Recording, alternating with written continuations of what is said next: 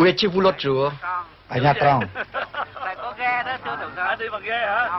Nous sommes venus en barque.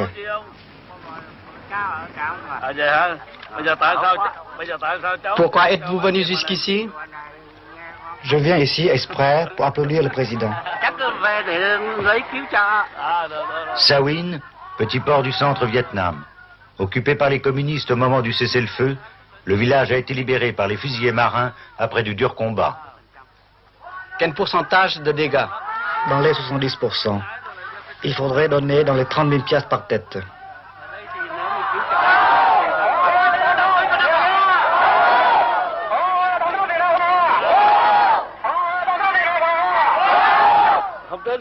Où était votre compagnie l'autre jour? À Đức Phổ.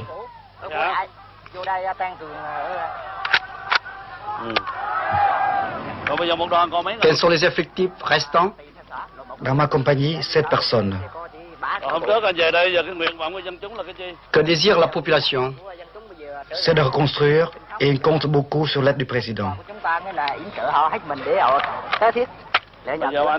Quel est le désir réel de chaque habitant? Des tôles et de l'argent. Parce que toutes les maisons ont été détruites par les bombardements communistes. Combien de maisons détruites?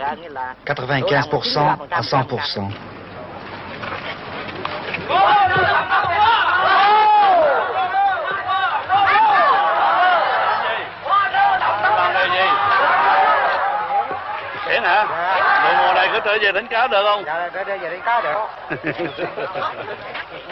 Il y a eu peu de victimes dans cette population de pêcheurs qui avait tout entière pris la mer et a attendu au large l'issue de la bataille.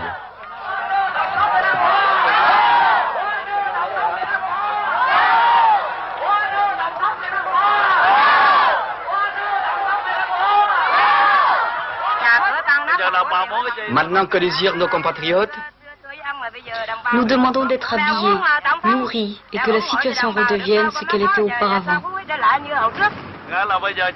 Pour commencer, je vous donne des tôles pour vos maisons et du riz pour vous nourrir. Il faut travailler avec acharnement et compter sur vous-même. Et je vous promets d'assurer votre sécurité.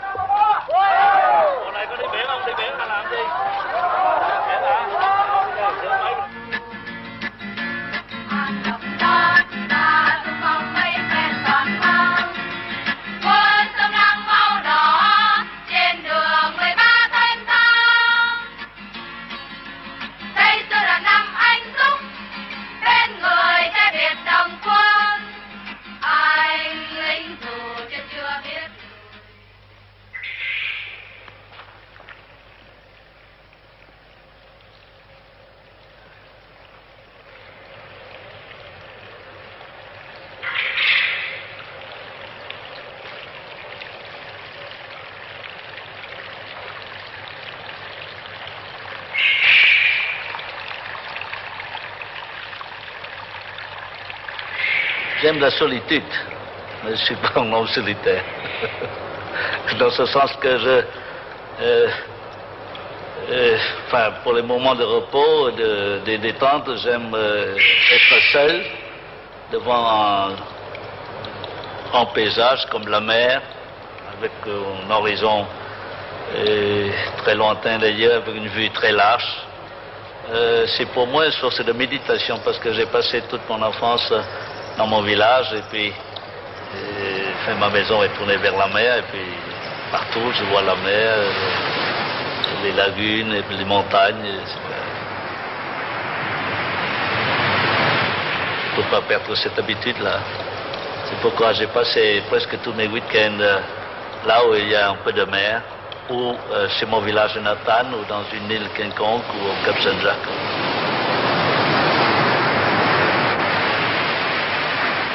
J'aime la mer avant tout. Je voudrais continuer la carrière de mon grand-père et de mon père. J'aimais voyager, j'aimais la mer. J'ai fait la marine marchande. Mon grand-père était amateur de jonque. Alors il commandait des flottes de 10 jonques, de 12 jonques pour transporter du Nurmam de Phan jusqu'à Saigon et dans toutes les provinces du sud de Saigon. Et des fois, elle est allée jusqu'à Singapour pour acheter des tissus, des étoffes, des dattiers, puis elle est allée parfois jusqu'au plus au nord de Hue, de Toural, c'est comme ça. Dans le temps, c'était des jonques, des grosses jonques. Et il est plus fort en navigation que moi. J'ai dû lui demander des fois des conseils sur la navigation astronomique, même avec les livres que j'ai appris. C'est la pratique qui compte. Il pouvait prédire les orages. Un homme du large qui se sentait à l'étroit entre les murs de sa résidence officielle. Je ne m'assois jamais dans mon bureau pour plus d'1 heure. Je marchais tout le temps et puis je m'assois là. Pour ne pas me tenir pendant 1 ou 2 heures, exception faite des réunions des conseils des ministres. Mais si j'avais la liberté de travailler comme eux, j'ai plusieurs bureaux dans ce palais. J'ai plusieurs bureaux. Vous êtes comme Napoléon qui ne pouvait pas rester en place. Excusez-moi, hein, mais le moment où je donne le plus d'ordre, c'est le matin quand je fais la toilette. Alors j'ai un interphone, alors là, oui, quand je me peigne, quand je me rase, ça, je donne des ordres. Alors je m'en fous, là où est le Premier ministre, ou mon chef de cabinet, ou Enya, il peut être à sa maison, en voiture, en déplacement, mais il faut que je puisse parler, ou bien donner des ordres à travers l'officier de permanence pour qu'il puisse transmettre. Mais c'est là, en ce moment-là, que viennent les idées. Les ordres viennent comme ça.